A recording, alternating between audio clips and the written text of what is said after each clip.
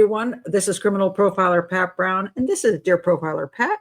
This is where you send me your questions, and I give some advice, and I hope it helps you. If you're new to the channel, please do like and subscribe. Check my playlist to see if one of those areas have other questions that will interest you and would help you out. And if you do want to send in a question, please send it to profilerpatbrown@gmail.com and put in the subject line, Dear Profiler Pat. Okay, now this question, well, the question is, Dear Profiler Pat, when should adult kids stop blaming their parents for their issues? And what do you do about it? Now, mind you, we may have been those adult kids who blamed our parents, or we may be parents who have adult kids blaming us. So it goes both ways because you might have been in both of those situations. So the first question is, when should they stop doing it? And the second question is, how do you deal with it? Or why do kids even do this? Why do kids blame their parents for things? Well, when we're growing up, we don't make a lot of our own choices. For the most part, our parents are making our choices from the time we're born. What home we're going to live in, what school we're going to go to, what activities we can be involved in, who our friends could be. I mean, pretty much our parents control a good portion of our lives. If we have good parents, they care about us enough to help us do the right things, help us have the things we need, have love and affection, find situations which work for us. They do all those wonderful things for us as best they can. Unfortunately, sometimes people aren't the best parents, and it could be because they have their own issues from when they were growing up that they're maybe blaming their parents for. But people do grow up sometimes having some real major issues. And the issues might be drugs. It might be alcoholism. It might be just all kinds of things that they might not deal well with. Some people do have, psychological problems, economic problems, who knows? And then they end up having kids in that situation, and they don't do such a great job with the kids as much as maybe somebody else might have done.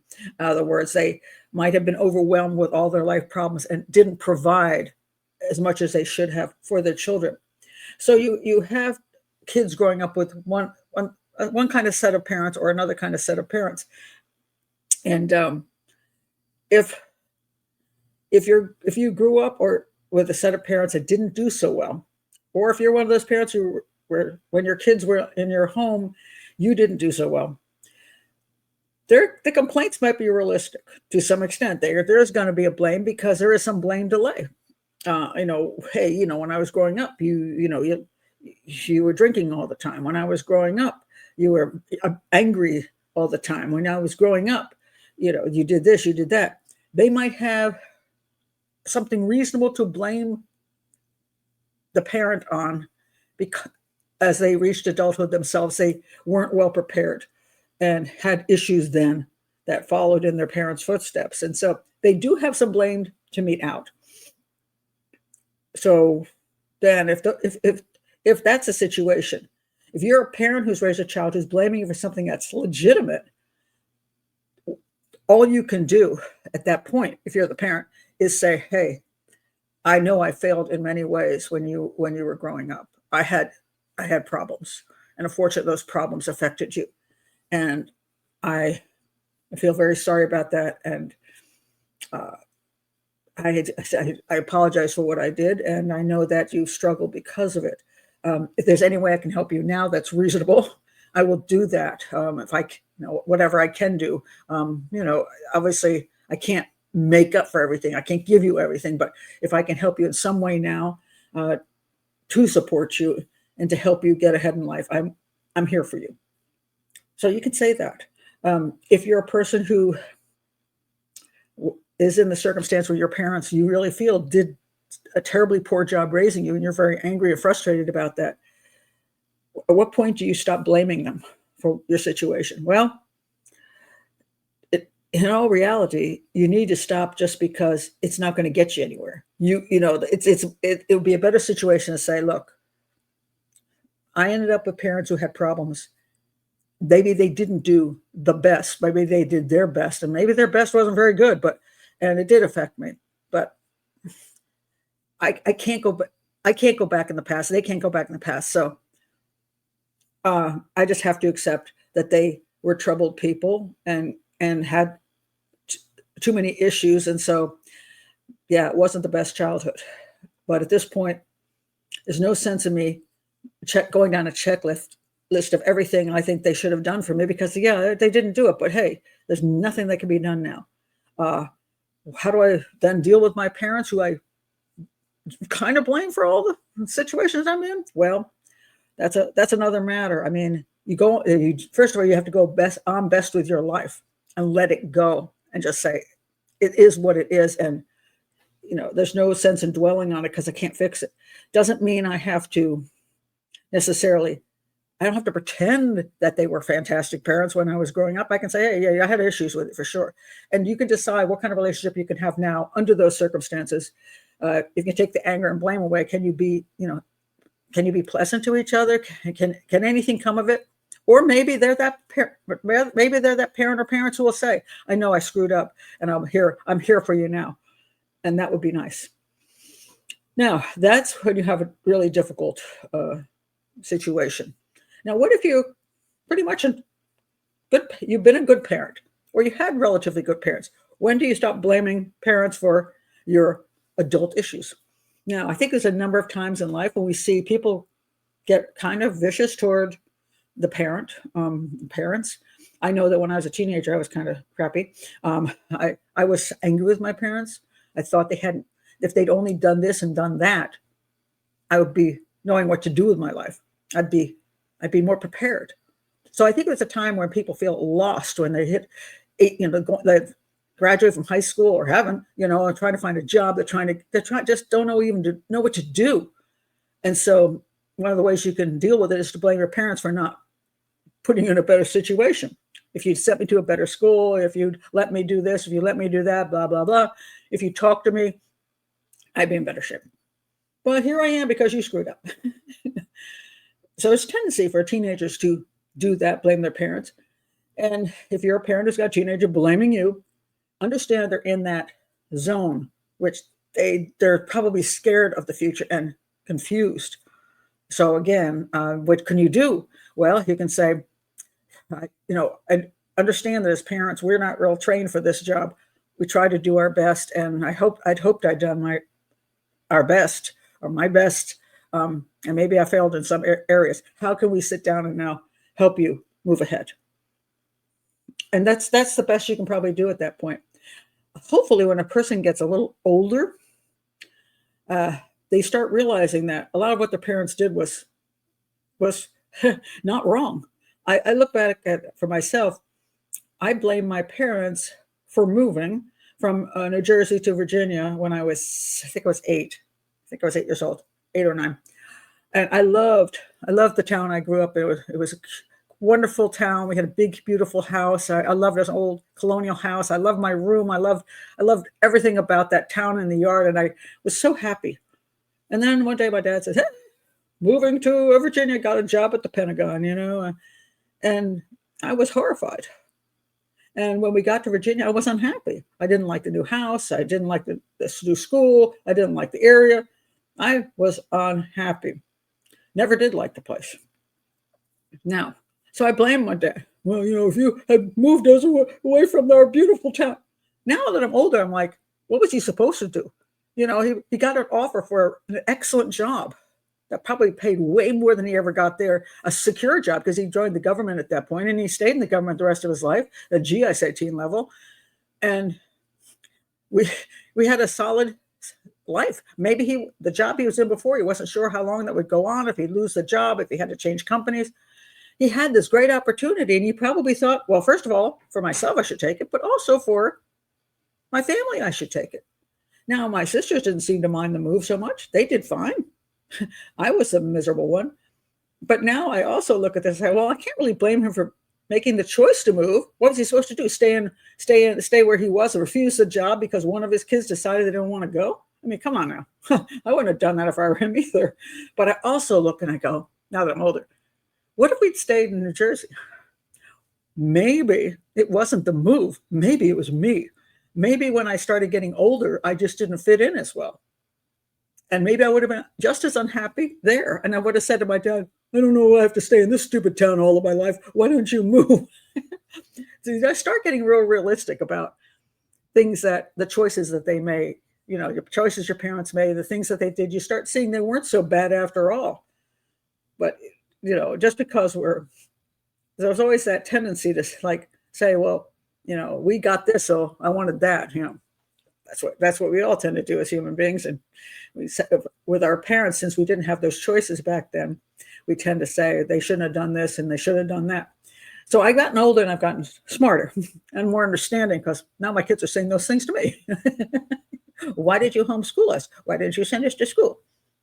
It made us maybe not we weren't as I don't know, socially comfortable with society. Okay, so what if I'd sent you to school and it went the other direction? Then you would have said, why didn't you homeschool us? You never know the road not taken, So my kids have sometimes said that to me now, not in a horribly mean way. But I'm like, yeah, yes, I didn't do everything perfectly. I'm so sorry. I don't know what the heck, I had to raise you. I had to do the best I could. And my husband had to do the best he could. We had to be the best parents we could, but we weren't perfect. And guess what, kids? You won't be either. So you get a little smarter when you get older. But now what happens sometimes when your kids get to, they're now in their 30s or 40s, and they're blaming you, the parents. Oh, my life is a mess because, and you're like, geez, you're blaming for everything now? What the heck?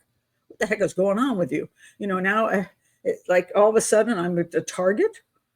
Why is this happening? Well, I do think sometimes people start getting toward 30 and 40, they start having true life problems. They're dealing with divorce. They're dealing with raising kids themselves. They're dealing with financial issues. They're dealing with all kinds of things that they didn't see coming along. And now that they're there, and they're struggling, they want somebody to blame besides themselves. And it's like, well, maybe I shouldn't have made that. Maybe I shouldn't have gotten pregnant so quickly. Maybe I couldn't handle this new job I took. Maybe I spending too much money and bought a bigger house than I should have bought. But hey, it's my parents' fault because. And so sometimes they will take it out on the parents because it's easier to blame somebody else than yourself. So if you're a parent whose child is doing that to you, it may be because they're struggling with just life issues and they want to blame something outside of themselves and what's going on. And so what can you do then? Well, as a parent, you say, hey, I'm sorry if I didn't do everything you wish I'd done when you're growing up. I made the best choices I could, and I'm here for you now and try to help you out in any way I can that's reasonable. But, I did the best I could. And that's that. I mean, if you're that 30 or 40-year-old range of blaming your parents for everything, you need to check out what's really going on in your life. Then stop blaming your parents for everything. I mean, you are old enough to get your own self together, and you have to take charge of your life and stop blaming others. So that's a second type. Third type, and I've seen this, is I call it the angry renter. I used to rent rooms in my house, and when a renter might have been there like 2 years and everything was fine, and all of a sudden they're starting to be really nasty. Like, you're a terrible landlady. You didn't do this, and you never, you always got your stuff in the washer and dryer, and I can't get my stuff done. And your kids are noisy. Honestly, you're like, what the heck? We always got along fine. Why are they so? And then they give their notice. And what I learned from that was I saw it more than once, and I realized this is where you need to leave. But you really, that's where your life has been. You've gotten to know these people, and you feel bad about leaving because some guilt, and also that you like the people, and now you're just going to have to walk away. It's like a divorce. So since you're getting divorced from the home you're in and the people you're renting from, what you do is decide to get angry with them so that when you leave, you don't care. So you spew stuff at them, and then you think, good, glad I'm out of that place, and you don't feel as bad. I think kids sometimes do this, especially when the parents get older sometimes, because especially if parents having illnesses and sicknesses, some maybe having something that is a terminal illness or something that's going to be very debilitating. that they know they're going to lose their parents, so it's easier to lose them if you don't like them as much. So they start getting nitpicky about things, more angry about things, and of course, there's also the pressures. It's just the fact that you might have if you're like in your 50s or whatever, 40s, 50s, whatever, and you have parents who are having all these issues. Those pressures are going to come upon you. How am I going to help my parents because they're sick, or maybe they're calling? Can you take me to the doctor? Can you drive me here? Can you come and help out with this? You know, there may be a myriad of problems that they have. That if you're the child of those parents, become exhausting. So you're already stressed out, but then you might start blaming them for things in order to not feel guilty about feeling stressed out, or that you might. And just the fact that if you don't like them as much, they leave this planet, you won't be quite as destroyed over it. So it's a weird thing. I call it the angry renter. So it's a way of not caring, finding a way to not care as much, so it won't hurt as much. And I want to end this by talking about what do you do when you have a child who never stops blaming you. No matter what you do, you're to blame for everything. It goes on and on and on and on. It never stops. No matter what you say, if you apologize, I'm so sorry. I did the best I could. Can I do anything to make it? And nothing ever is good enough. Now, it might be good enough temporarily, like, okay, yes, if you gave me enough money to buy a new car, I might forgive you. And you give them money for the new car, and they're really nice to you for like, I don't know, for half a year, and then suddenly they're nasty again, and you're like, what the heck? It's because you didn't do this and this. You're like, and you're back to that point again, because essentially, if you're not useful to them, they're just going to blame you to get you out of the way. So it's a version of what I call psychopathy. You're either useful or in the way. A narcissist are very much that way too. You're either useful, you're in the way. You either give me everything I need, which is physical stuff and emotional stuff. Give me all the emotional support I need constantly, the ego pumping that I need, and whatever else I need from you, or you're just useless to me. You're just a problem to me because I don't want to deal with you otherwise. So you might have a child that does this over and over and over again. And whether it started when they were kids, started teenagers, started in their 20s, 30s, but probably it's probably always been there. You might have on your hand a child who is narcissistic or psychopathic. And if you have that, you cannot fix it. No amount of apologizing, no amount of let's talk, let's do anything. Nothing is ever going to fix them or get them to the point where they are going to be nice to you. All you can do is sit down. You can always say, hey, I did the best I can. That's all I can say. We can get together and do things when it works for the both of us. And if it doesn't work, then we'll have to just, spend some time apart. It might be a long time apart. Sometimes they'll say, well, I'm not going to talk to you if you're not going to, whatever. If you're not going to apologize to me anymore, I'm not going to talk to you. Okay, when you're ready to come back, let me know. Door's always open. And if they don't come back for 5 years, they don't. Sometimes they never come back. And that is really heartbreaking because, you knew them when they were little babies, when they were children, little kids. You hugged them and you played with them. And you can look back at those pictures. We do that with serial killers too. You look back at serial killers when they're children and go, oh, they're so cute. How did they turn out to be a serial killer? Well, because somewhere along the way, that psychopathy that was in that child turned into an adult. And they are what they are. And you can't change that. So you have to set up what you're willing to do with that person and what you're not willing to. So you're not going to be used by them or abused by them. You don't have to be abused by anybody. So if you have a way to be around them that's pleasant enough, fine. If they can't be pleasant, or they're just asking for money, ripping you off, stealing from you, coming to your whatever they're doing, you can't have them around. So you should only be around them when it is a mutually positive situation. And if they can't accept that, you just have to say, well, when you're ready to accept that, I'm here. And you might never see them again. Or you may hear from them once a year when they decide they're going to call you up just for themselves, just to say, see, I'm a good kid. I called you up and said, happy birthday. fine. You say, well, thank you for wishing me happy birthday. Is it heartbreaking? Sure. I mean, nobody wants to raise a kid and end up with that situation. It's sad. But if you can't fix it, if you can't, they have to fix it. At a certain point, when you've apologized, done what you can do, it's up to them to fix themselves. And if they can't fix themselves because they are what they are, they have some personality disorder, then that's what it's going to be forever.